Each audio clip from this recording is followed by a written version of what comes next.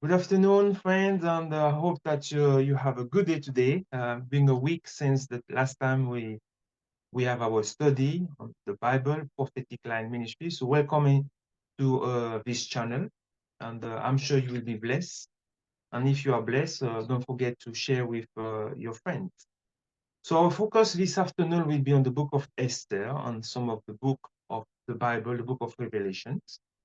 So as we will start with the title as the time of Esther. You know, there is many things we can learn from as the time of Esther. Should we keep silence? There was a time that Esther wanted to be silenced, but she took the decision not to be silenced. We'll study about this a little bit as we go.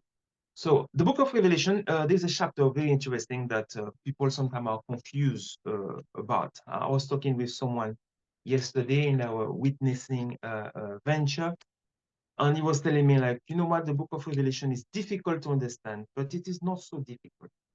So let's go to Revelation chapter 13, verse 16 and 17, and you have it on the screen. And there I will read for you. And he calls all, both small and great, rich and poor, free and slave, to receive a mark on their right hand or on their forehead. So whoever that he is, he will cause the entire people, the entire civilization, the nations, whoever is under his power, to receive a mark on his right hand or on his forehead, and that no one may buy or sell except one who has the mark or the name of the beast or the number of his name. So it's just not the mark, it can be the number or his name. And so we can see from these verses that this is an economic restriction upon people, upon the masses. Why this will happen, and what structure have to be put in place for us to have this restriction. And as well, we see that our freedom, financial freedom, will be removed. And why it will be removed? And what will be the cause for those who want to follow God? This chart is very interesting because this shows us the way people use their money. Are they using cash payment? Are they using mobile payments or check? Or people don't use any more checks, like this is something of another generation. But we can see from 2016, at the point of sale, which is at the till, the supermarket, wherever people used to do their shopping, they used to use more cash. And as the year goes by, the cash, which is the blue color on your screen, decrease. And we see a big transformation from 2022, where we know COVID or the pandemic happened in 2020, 2021. So people stop using the cash really at that time, maybe because of fear or any other reason. So I'm sure from now 2024, the blue color has diminished a little bit more. And there we can see what can be the cause of the effect of that. So Asda, which is a UK company, and Morrison, so they decided that petrol station people should pay for their petrol with more like cashless system, meaning that you don't need to use cash on the. You just go pick up your petrol, present your card, and that's it. So we see that some shops have already started to move on to a cashless society. But it's not only in the UK we see that this trend is happening. So there's a question there asked by, on this article, I think it was written in August this year, or in July this year. So it's a kind of recent document. So is Europe going for a cashless society? Is Europe going to be a cashless society? So we see this not only the UK or France, or it's everywhere that they see the benefits of it, like because the money arrives straight in your bank account. They can do analysis, financial analysis of the situation. They don't need to do end of days review on the cash received and so on. and someone have to drop the money in the bank with the security and convenience of all of that. So someone might say, well, it's a good thing, society. So there is a positive thing of it, but is it totally positive or is something negative about it? That's what we will see. Or is it a sign of the end time? Who knows? So big economies, the United States, which is a massive economy, is the biggest economy of the world. And there is this thing like America shift to a cashless society. So it's not only petrol, but it's everything. Everything you want to buy, you don't need cash anymore. It can be clothes, it can be foods, it can be anything you want to have, you don't need cash anymore. And that's the way that United States is going at the moment. But we know that China is most advanced concerning this. So we just catching up with the situation. Is your dog clever or not? That's a question we have to ask. You know, we love animals. We're not saying that the animals are like dumb animal or something like that. We love all type of animals. But this is a interesting question we will see, uh, especially in the Bible. You mentioned about that. So Isaiah, let's go to the book of Isaiah, Isaiah 56, verse 9 and 12. And we do know that Isaiah was written in a specific time of the history of the children of Israel. So the meaning of the name Isaiah means salvation of Yahweh. And it is a wonderful, it's one of the great prophets of the Old Testament, like Jeremiah or Ezekiel. So his work was difficult, and it was a time of crisis for the people of God.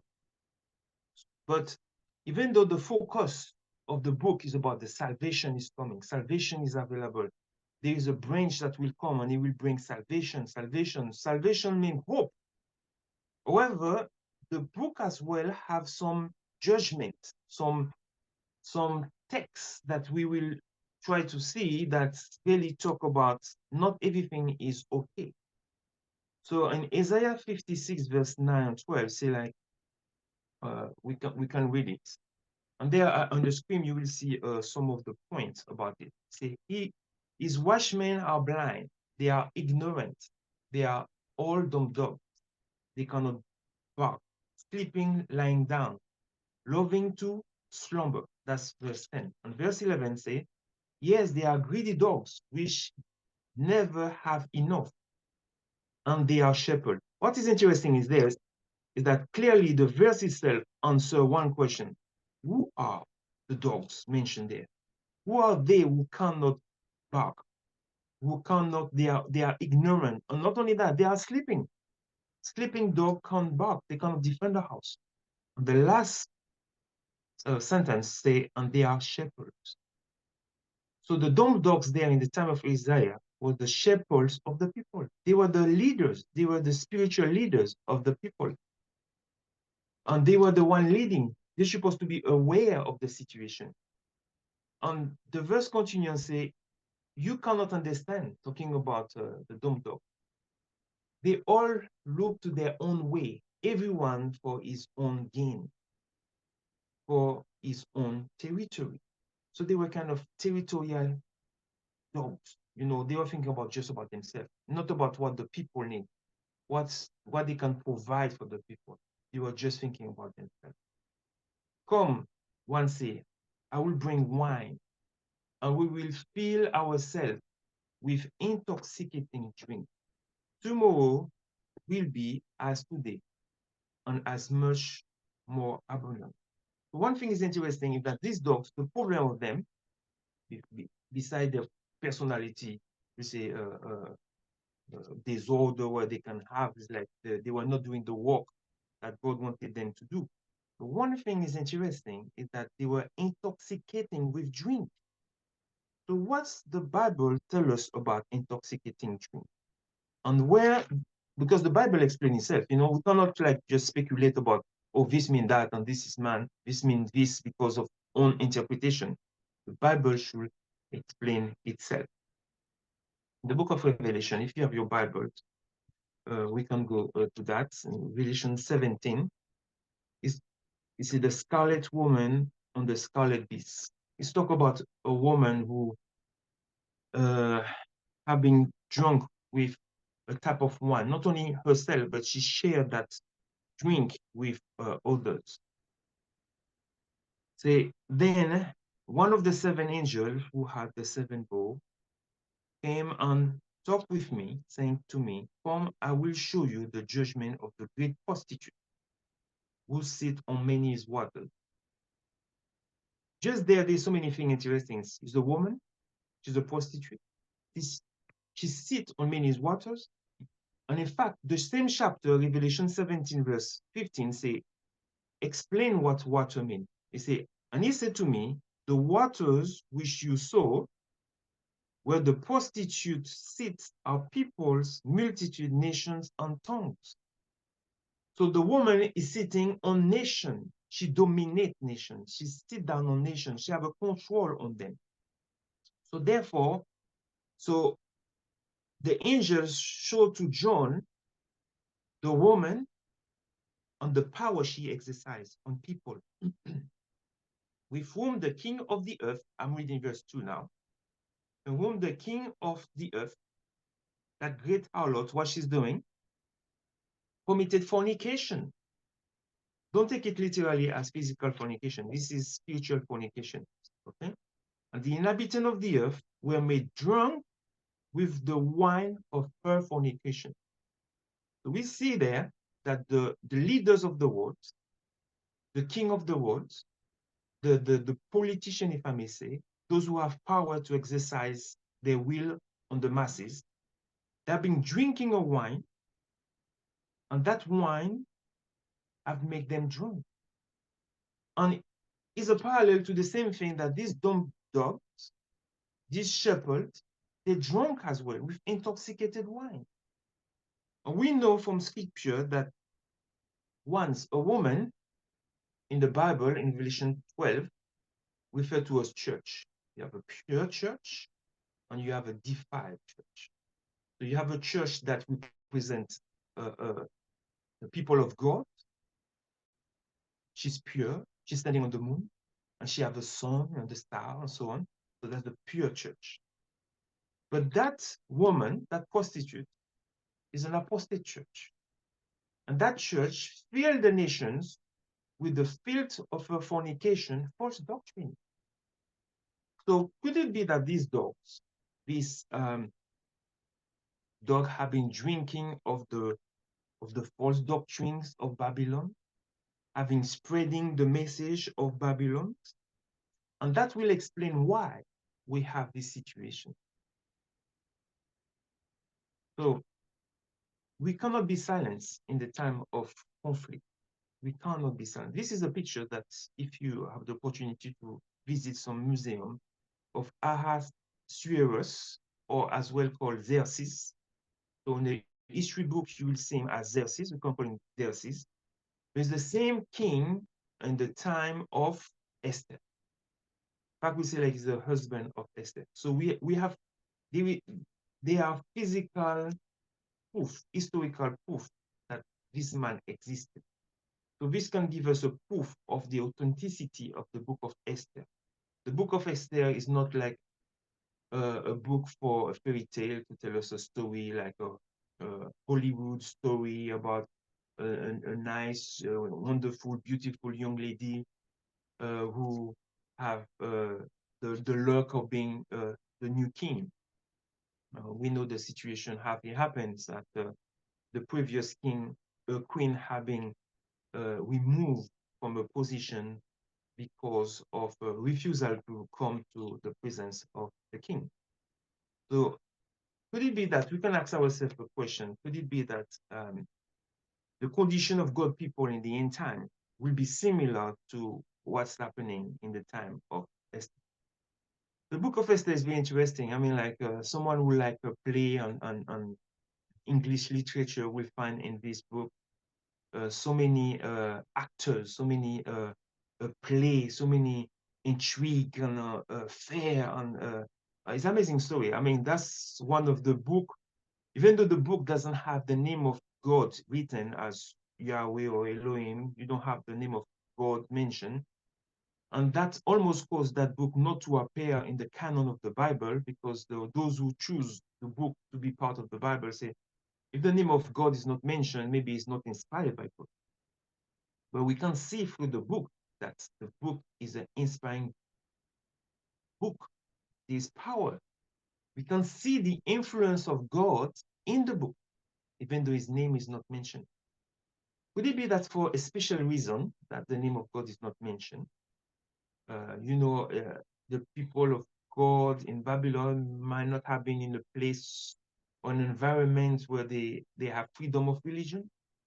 Could it be that will be the case of those who will experience the same uh, problem in the future, that will be in a society where talking about God or being bold about your faith might cause you your life or or your position?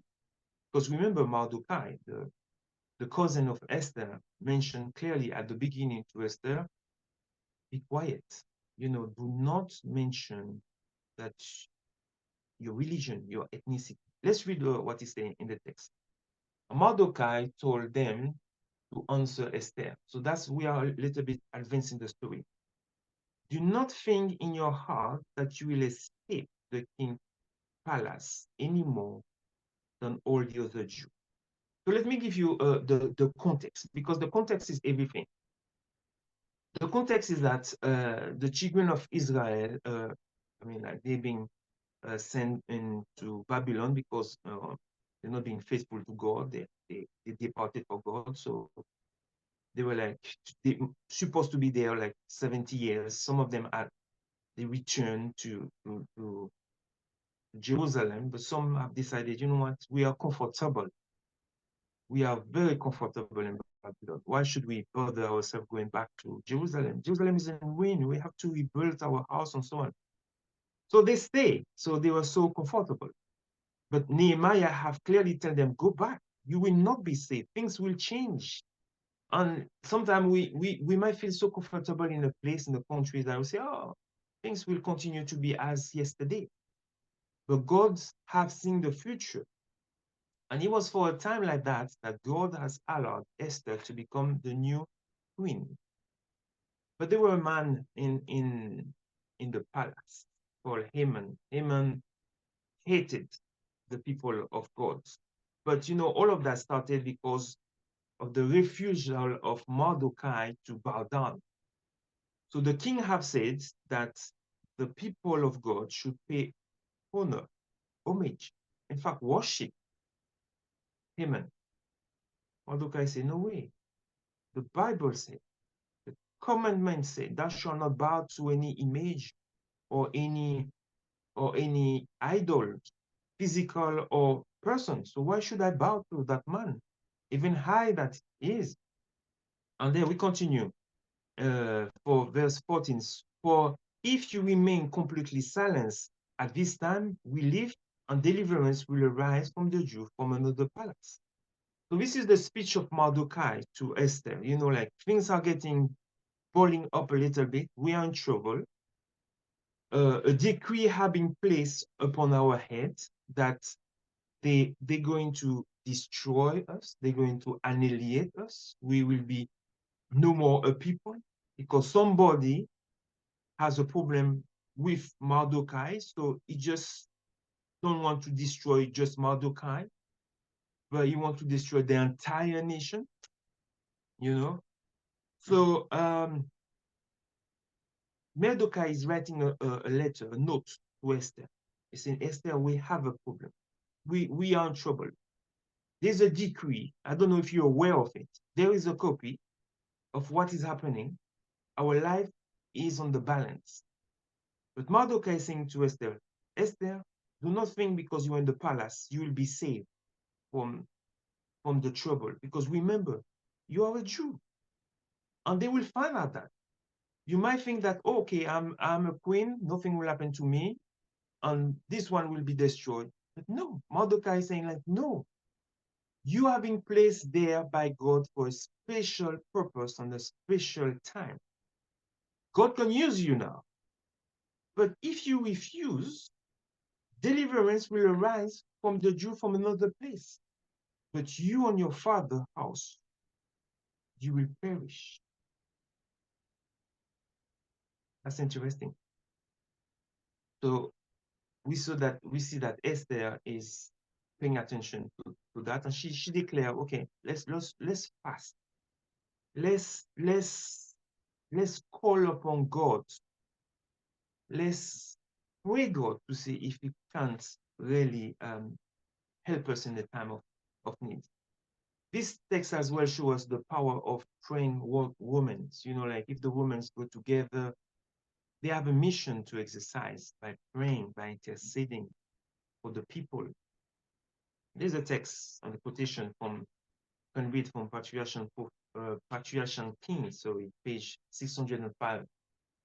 Paragraph 2 says the decree that will finally go forth against the remnant people of God and those who will be faithful to God at the end time will be very similar to that issue by Xerxes or Ahasuerus against the Jew. So the decree in his context, in his core, will be similar, almost identical in the structure. So therefore, if the decree is identical to what will come in the end time against the people of God, so the events around the decree, the way Esther acted, the way Mordecai acted, on all of that, should be not exactly, but similar to what will happen. And it could be that God is showing us there that the way we should act or what we should do in the time of the conflict. See, today the enemy of the true church see in the little company keeping the Sabbath, the commandment of God, a Mordecai at the gate. The reverence of God people for his law is a constant rebuke to those who have cast off the fear of the Lord and are trampling on his Sabbath. Wow, this is so interesting and this is so important. They're like the church of God, the true church of God, not any church, not the prostitute, a scarlet woman that we just read in Revelation 17. We make all the nation drink of the wine of the wrath of fornication, not that one. But the true church of God, the behavior of that church, because that church want to be faithful to God, because of that church want to keep the commandment of God, and especially, let us mention that, the 7-day Sabbath. Remember the Sabbath day to keep it holy. 6 days you should work, and so on and so on. And they will refuse to obey the first day of the week, Sunday, as a day of worship. They will hold into the meaning, the practice of observing the Sabbath. Because in fact, what is the Sabbath? The Sabbath is, in fact, the Sabbath is a symbol of the power of Christ as a creator, is the creator of heaven and earth, is the one that have the power to create everything. So if we refuse to observe the Sabbath, in fact, what are we saying there? God is not the creator of heaven and earth. And the Sabbath is the sign that it is God who sanctifies us, not us. We are not saved by our own work. We are not saved by our own deeds. We are saved because Christ redeemed us by the blood of the Lamb. And because of that redemption story, because of that redemption power, the Sabbath is a symbol of redemption. God free us from Egypt. God free us from sin. So the Sabbath has twofold meaning. The first one, that God is the creator of heaven and earth. He's the mighty God. Therefore, because he's our creator, he deserves our prayer. He deserves our worship. And secondly, because we were shaped into iniquity, we were doomed for eternal life. And he came and rescued us. He died on the cross for us. He received the blame. He received the the spit on his face, the stripe on his back, sorry. And he received all this because of us. So because of that, the Sabbath is a symbol of our redemption. So we have read that Mordecai have sent a letter to Esther. He said, like, you know, do not be silent. Ecclesiastes chapter 3, verse 7 say that there is a time to tear, and there's a time to sow. There's the time to keep silence, and there is a time to speak. The Mordecai was saying to Esther, Esther, it's not the time to be silent. It is a time for you to speak. Use your position, use your power to really speak on behalf of the people.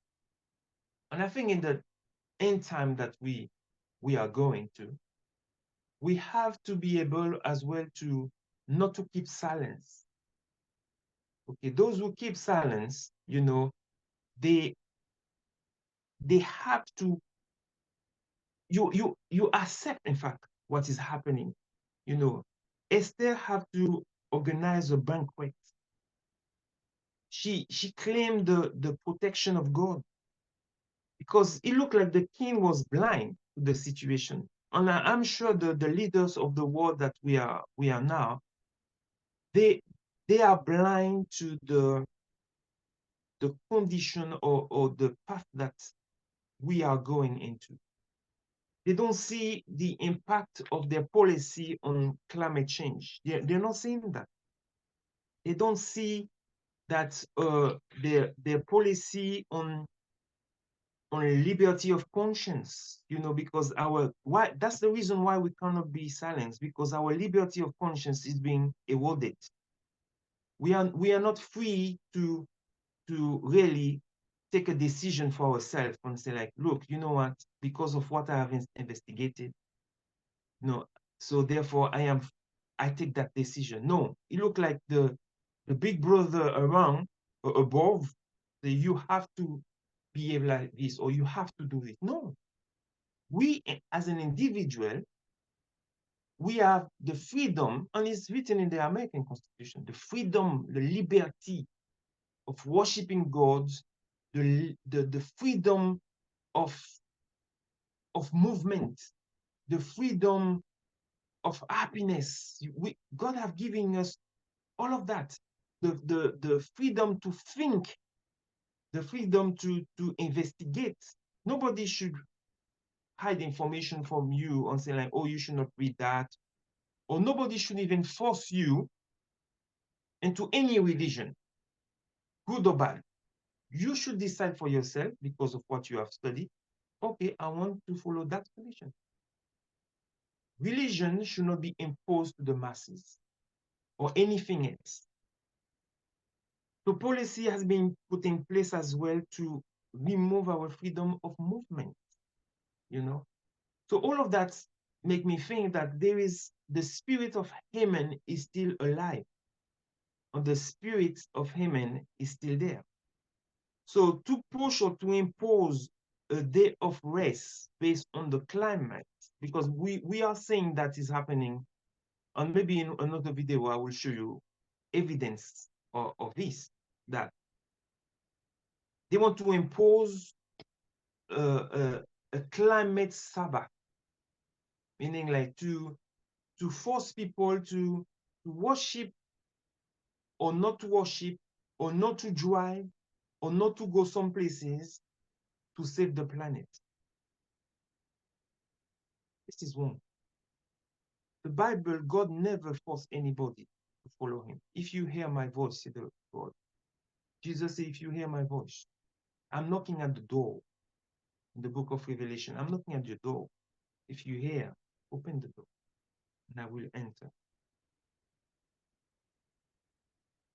I like this text that you will see in your screen. Is on in Testimony to the Church, volume 3, page 281. And saying, like, if God harbored or hate one sin above others, of which these people are guilty. It is doing nothing in the case of an emergency. And that's why Mordecai sent a note to Esther. There is an emergency. You have to do something. Because Mordecai, he understood the core of that text that you are reading. God hates one sin above all. I would have thought that God hates liars or God hates murderers. But it's like God hates something even more than all of that. Is that you do nothing. You stay quiet when there's an emergency.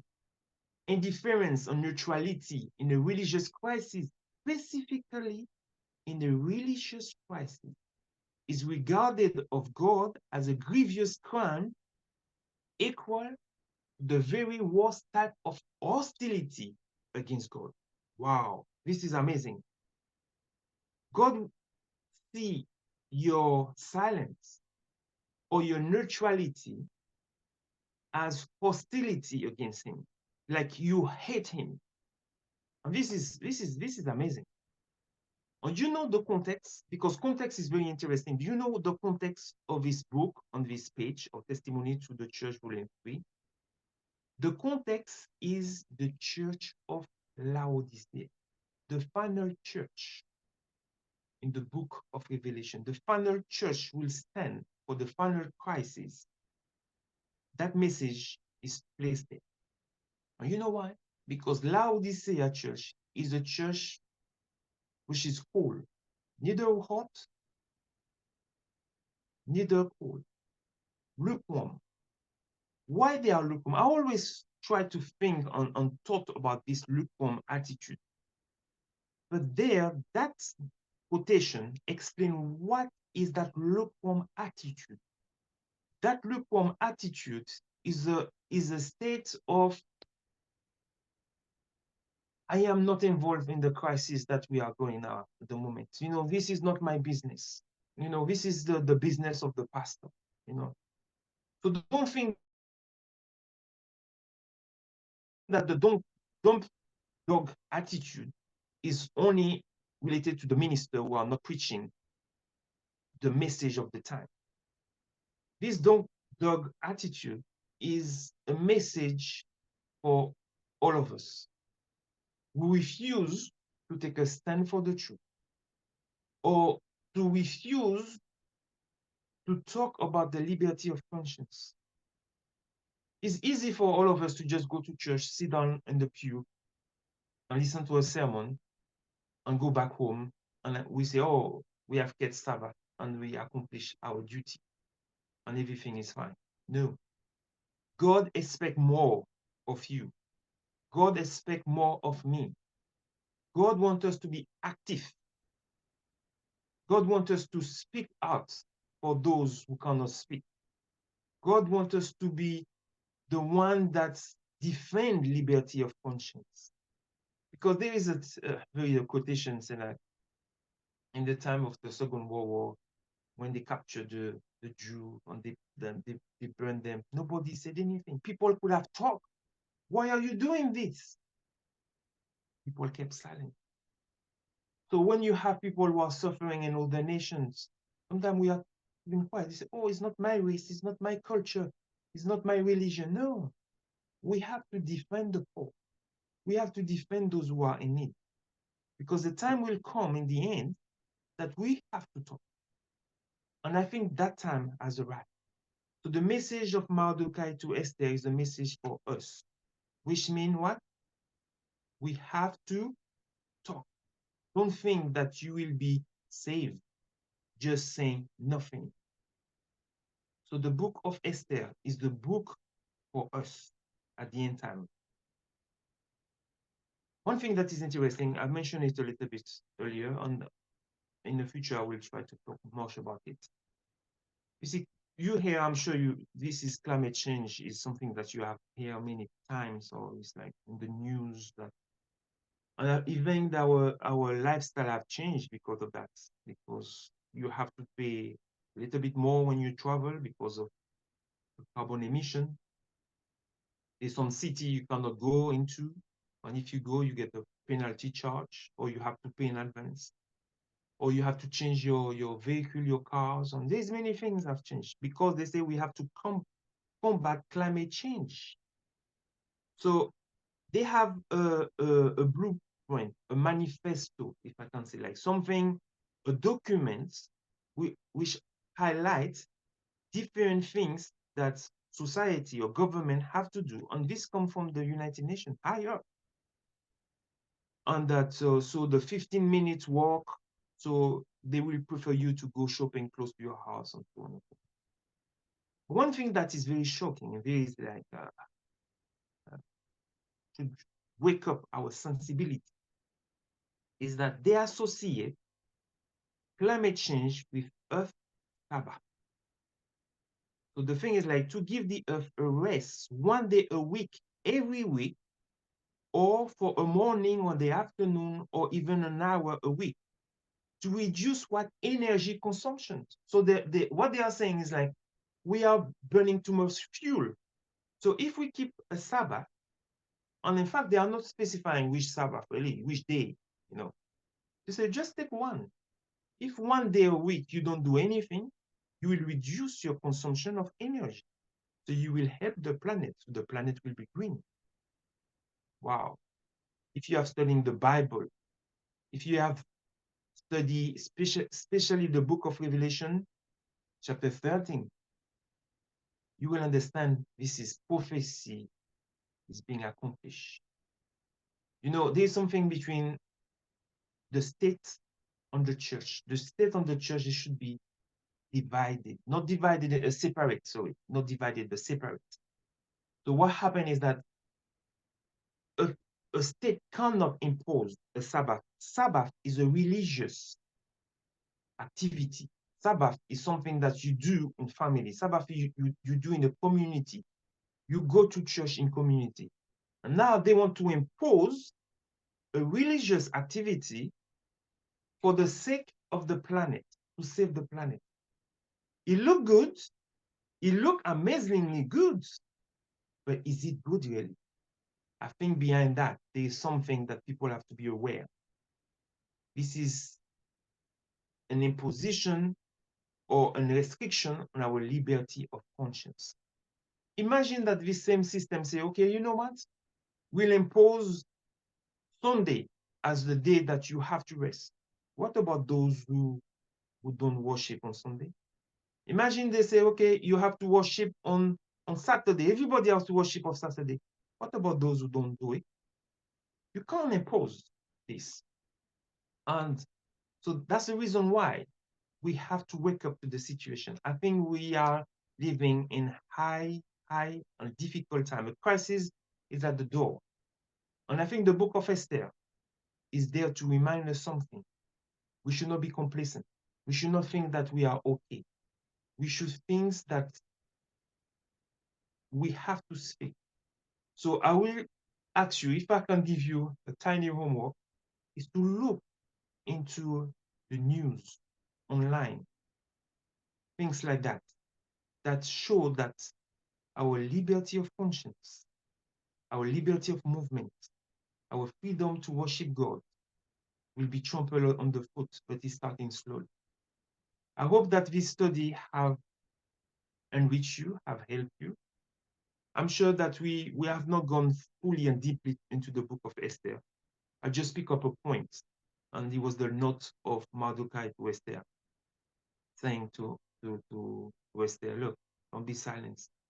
Freedoms will come, and our liberty will come in a way or the other one. But there is so many things so many more lessons we can take out from the book of Esther. And I'm sure you have already studied that book, and it's interesting to know. May God bless you, and I hope you enjoyed that study. More will come in the future concerning different events, current event, and as well the theme of this channel as well is to talk about prophetic line. What this event have to do with the time we are living. If you have enjoyed this video, please share it with your friends and your family so that they can enjoy it as well. See you soon, and God bless you.